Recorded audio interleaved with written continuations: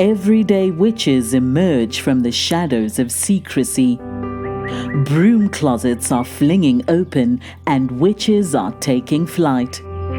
Whether you are hiding in your cozy closet or flying with pride, stay for a spell as Witchcasting with Theodora Pendragon and her guests share magical moments, stir the cauldron, and debunk misinformation and misconceptions about paganism, witches, and our wonderful world of magic.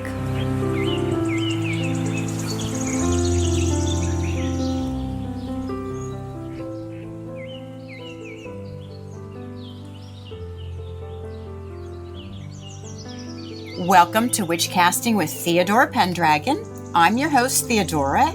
Today I have a special guest. Her name is Corbie Mitleid. She's a psychic, channel, and medium, reading since 1973. Wow, we have a lot to cover, don't we, Corbie? Just a little bit, yes. Well, welcome. It's good to be here. Why don't you tell us a little bit about yourself? Because 1973, I don't know what year we should start. Well, there's the old I started out as a child thing. I call that my 30-second elevator speech. When I was 9, I read a book called The Witch Family by Eleanor Estes, and instead of thinking, ooh, that's scary, or ha, ha, ha, I thought, and your point is, I knew there was magic in the world. I wanted to go find it. In 1973, I was a senior in high school, working part-time at Spencer Gifts. They had the James Bond 007 Tower Deck, and I bought it because we were all hippies then. You had your elephant bell-bottoms and your David Crosby fringe jacket and your deck. Now, 5 years later, everybody else had moved on to roller skates and disco balls. I was still reading because the cards fascinated me. So for 20 years, I read for friends, making sure that I was a clear channel for the information and I kept my ego out of the way. All of a sudden, in the early 90s, I could do hands-on healing and talk to dead people with no training. That's when the universe handed me my draft notice and said, hello, you're working for us. So I did it part-time with otherwise a very checkered career: actress, author, inspirational speaker, writer for the graphic novel series ElfQuest, executive recruiter, legal assistant. But then came 9/11. And as we watched the towers burn, I looked at my husband and I said, I need to do this psychic work full time. People need to know there are other answers out there. He said, I believe in you. Go do it. So since then, 6 days a week, 14 hours a day, I read about 1,000 people a year, and I get to get up in the morning. I don't have to get up in the morning. And that's the key. What kind of readings do you do? I'm a bit of a general practitioner. When somebody sits down with me, the first thing I say to them is, what is the most important thing you want to get out of your knowing today? Because I'm fast, but if you're with me even a half an hour or an hour, and I cover from volume A to Q of your life, and what you wanted was back at volume T, you're going to say, she didn't know anything. She didn't tell me anything. So we find out, is it the everyday tour bus, house, car, job, kids, finances? Okay, God, you put me here. Now what? Is it past lives? Who was I in 1642 Belgium, and why do I have an obsession about oatmeal? Or I want to speak to my spirit guide Binky, or how's dead Aunt Mabel? That's where it really comes from.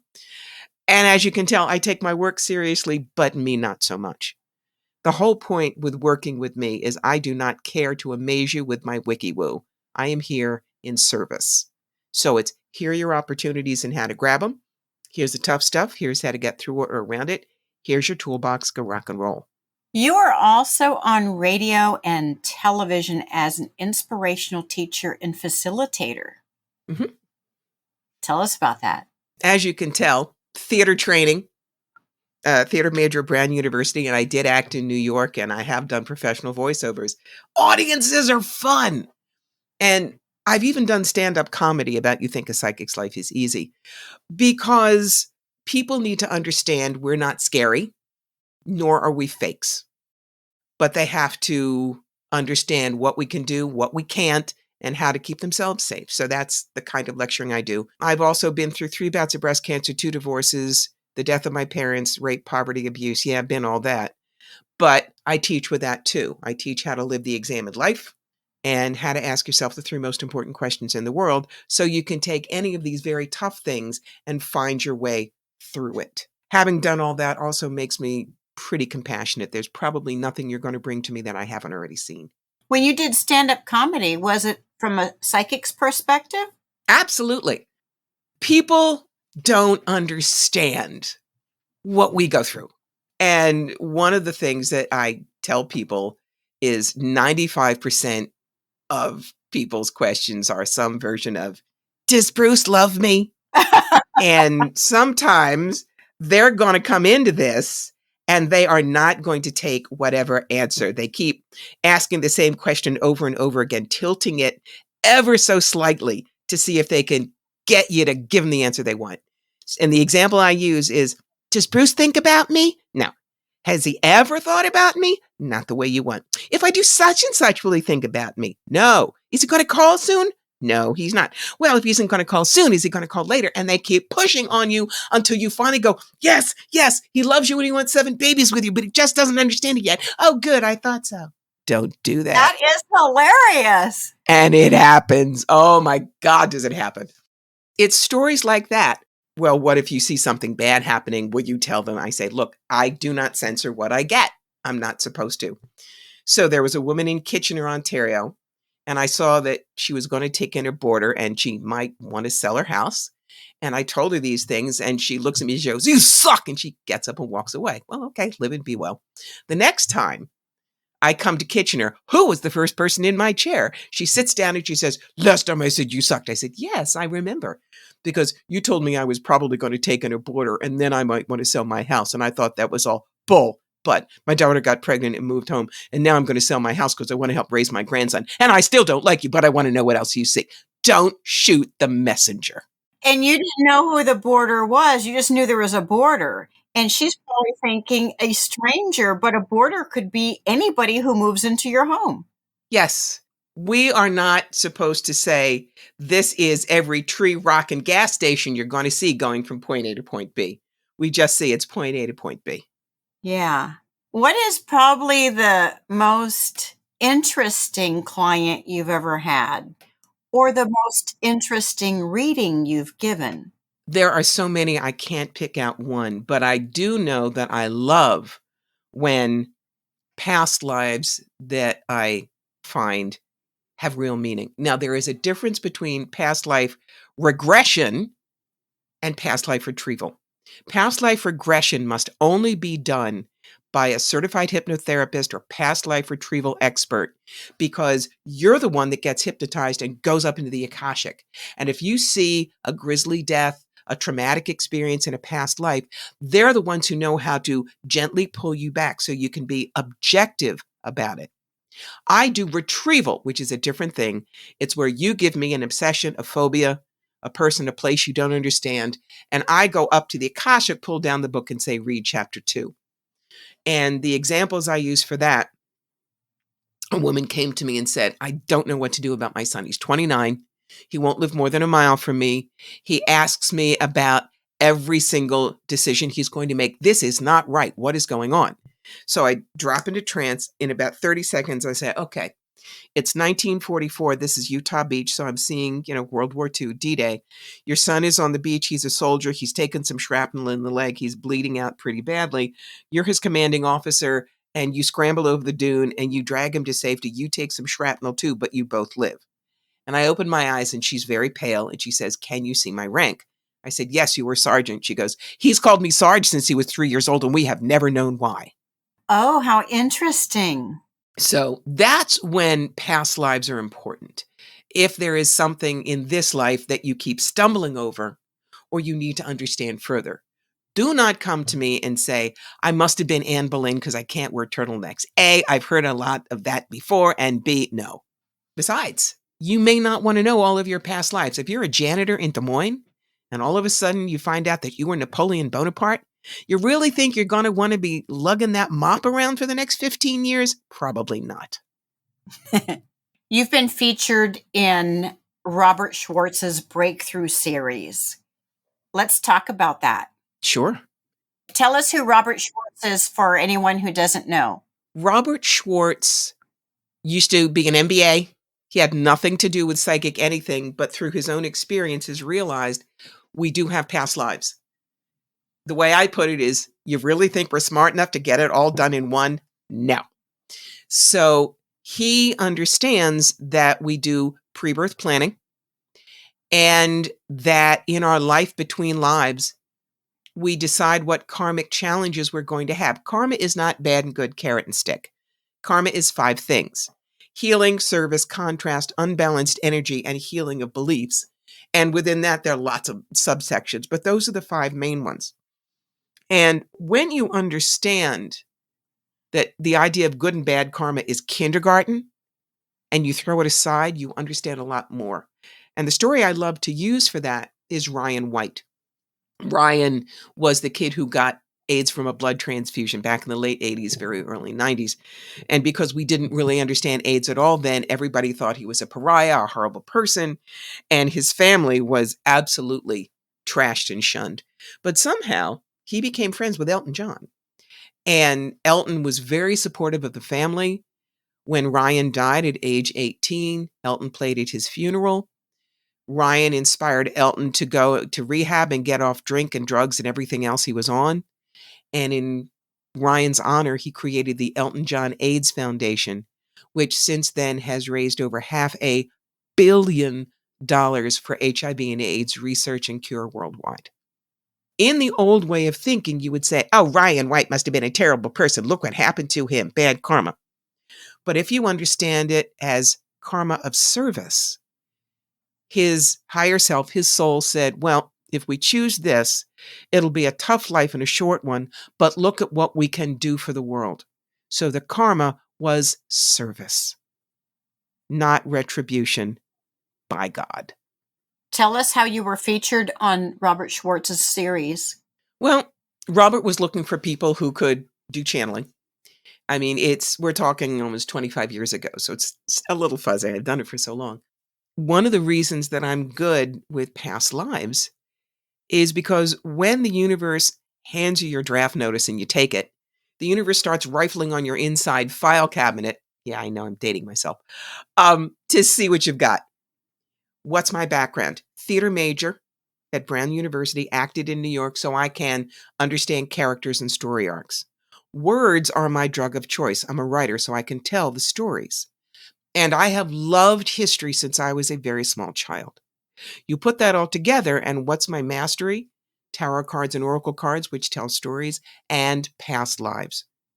Because you can give another person who does past lives and me the same vision. But if they don't have any kind of historical background, they're going to say, well, I see you in a long skirt and a big hat, and you're in front of a very fancy building, so maybe it's Europe in the 19th century or something. I could look at it and go, hobble skirt, picture hat, that kind of ostrich feather, and you're in front of the Brandenburg Gate, so that's Berlin in 1911 or 1912. On the other hand, do not ask me to do spirit art because I cannot draw a stick figure with a sharp pencil and a lot of prayer. Not my wheelhouse. So basically, Rob found out I was really good with past lives. And we also discovered, which I didn't know, that I could actually channel people's souls for them to talk to. Remember, we are just a costume that our soul wears. Corbie, Theodora, we are a one and done recipe. It's the soul that keeps coming back over and over again. So for me to be able to reach that higher self and channel it for the higher self's personality, so the personality's ego doesn't get in the way of the channeling, that was a big discovery. And is it exhausting when I do it? Oh, yeah. Is it useful? Intensely. Do you want to tell us about the books you've written? Oh, absolutely. I wrote 3. They're all nonfiction because I've written fiction. I wrote fiction for ElfQuest, but nonfiction is what I've lived, and it's easier for me. So the first book I wrote was actually a self-help book called Clean Out Your Life Closet. The idea is every one of us has read a self-help book. We have. And I remember how much damage they can do because I remember the first one I ever read. I was 13. It was 1968. And to this day, I remember the first paragraph. Judy has a groovy wardrobe. Her makeup is fab and her hair is far out. But nobody likes Judy because Judy's fat. And in that one paragraph, hundreds of thousands of young American teenagers were told, you are freaking worthless unless you look as skinny as you can. That's the damage that was done. So when I wrote this book, Clarity, Adaptability, Simplicity, Making Friends with Stress, which are the 4 things my clients kept coming to me with, I designed it differently. Each chapter is, here's some of the dumb things I did. Here's maybe a client story, and here are some things to think about. But at the end of each chapter, I've got what I call the adventure pages, because they are things that you have to look at through your own life. You can't turn to page 82 and get it.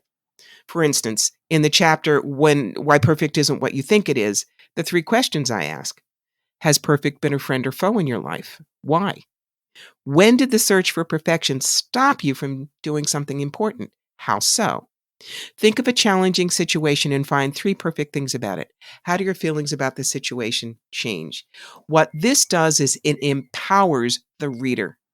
And they learn that when they're in charge of their changes, not a self-help book, all the possibilities are open to them as well. The second one I wrote because of something that happened 18 years ago now at a big psychic fair in Toronto. I mean, the promoters were good, but you can't vet everybody when there are 250 people. So across from me was the fake gypsy types. And a woman was walking down the aisles looking at all of us, and that was fine. But the fake gypsy comes out and grabs her arm in the middle of the aisle, and that's hooking, and that's as bad as the other kind of hooking. But the gypsy said, oh, you no need to pay $30, $40, $50. I read your palm for 10. Come. Drags the woman behind a screen. 20 minutes later, we see the client leaving crying hysterically, and a bunch of us run over to find out what happened. Well, the gypsy had said, oh, you have a family curse. Of How many in course. your family? 4. You have dog? $50 every family member, $25 for dog. He's small, we fix.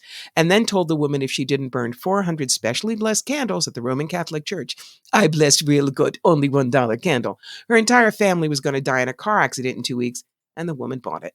And so, after I stopped the rage, I just said, this has to change. So I wrote a book called The Psychic Yellow Brick Road, How to Find the Real Wizards and Avoid the Flying Monkeys. Because the idea is good psychic guidance is art, and you shouldn't settle for a forgery. It is not a book on how to be a psychic. There are 60,000 books on those. This is how to find a good one, what to watch out for, what you can ask, what you shouldn't, the kinds of things we do. And I don't care if you never come to me. If you read this book and therefore you have a good intuitive session with another psychic, well, there's the saying, all boats rise. I have done something good for our profession. And the third one is, if you're crazy enough to want to do what I do. Look, I'm 68. In 30 years, I am not going to be here. And we're going to still need readers. So I had been on the road for 18 years, 45 weekends a year on the road, but got a back injury in 2019, which put the kibosh to that. But I said, why should everything I learned not be available for the next generation? So you've got The Magic Who Needs a Genie is the A-lister's guide to holistic expo success. It's business, not how to be a psychic. You guys know how to do that. But it's how to choose the shows, how to design your booth, what to wear, how to choose a front person, how to look professional, how to network, all of the things that a normal business book would have for you, but specifically done for psychics, healers, and metaphysical vendors. All 3 sound very fascinating. They're all available on Amazon? They are. But I'll tell you, you can get them on Kindle, absolutely. And Life Closet is an audiobook. But if you want the paperbacks, order them directly from me on CorbieMitleid.com. You're going to save a lot in postage because they're all self-published. Okay, and I'll put your link in there so that they can order directly from you. Wonderful. And I'll order directly from you. Do you have a podcast? Almost. I've done 400 of these over the past 8 years. I love you guys.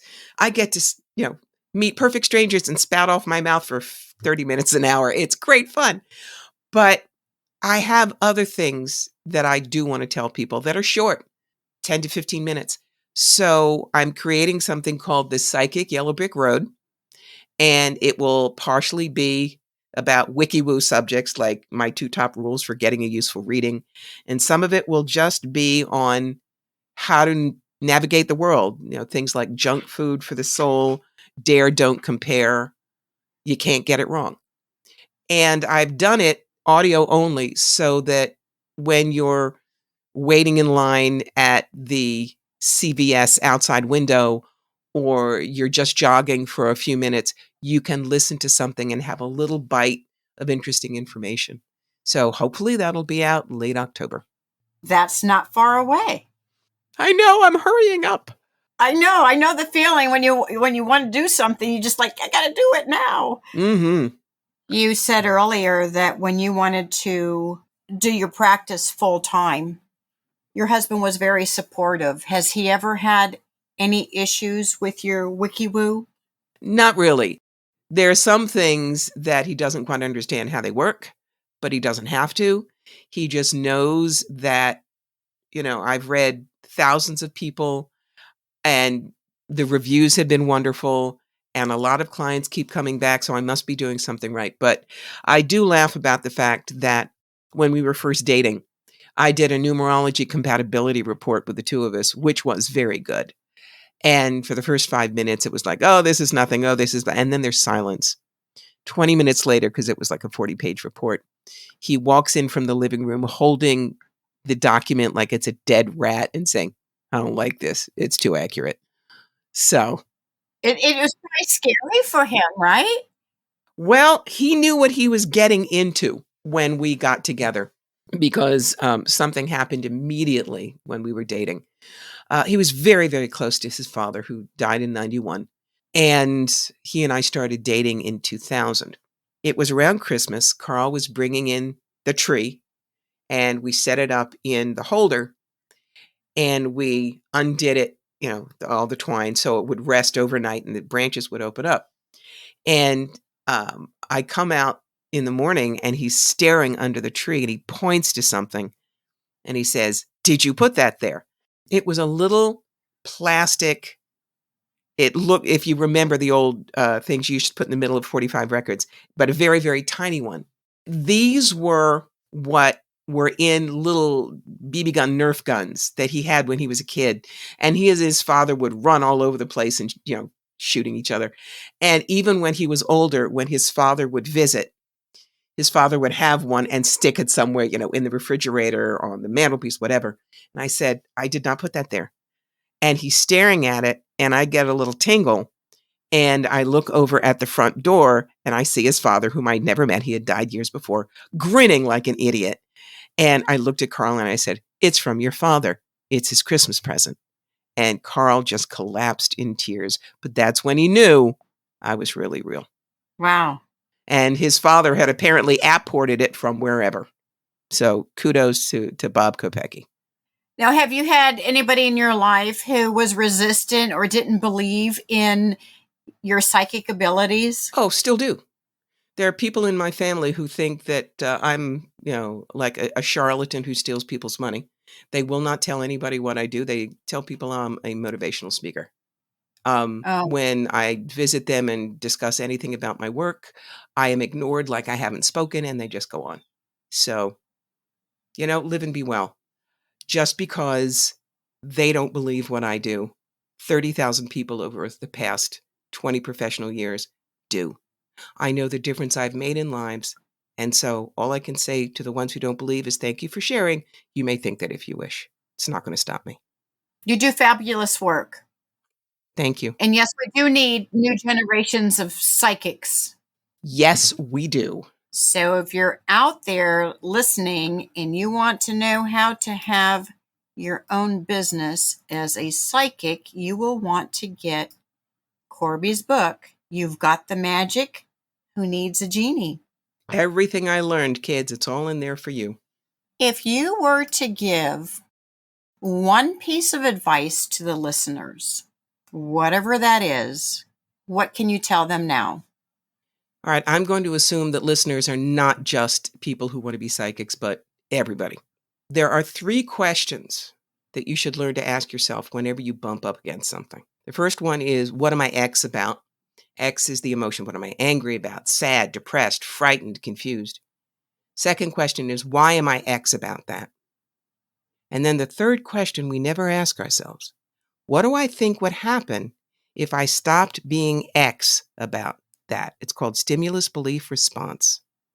You can change what you believe about a given situation. And when you do, everything changes. It's like what Wayne Dyer says. You'll see it when you believe it. Thank you for that. And thank you for being on the show. This has been very informative, and you're very enthusiastic. I love what I do. I can tell. That's fabulous. Thank you. It was great to be here. Thank you for joining us for Witchcasting with Theodora Pendragon. Have a burning question or have a topic you'd love Theodora and her guests to discuss on the show? Contact her through Instagram at Theodora Pendragon. If you enjoyed this episode, make sure to subscribe so you don't miss the next one. And help us spread the word by leaving us a rating and review and sharing it with your friends. See you next time, and may your magic always shine.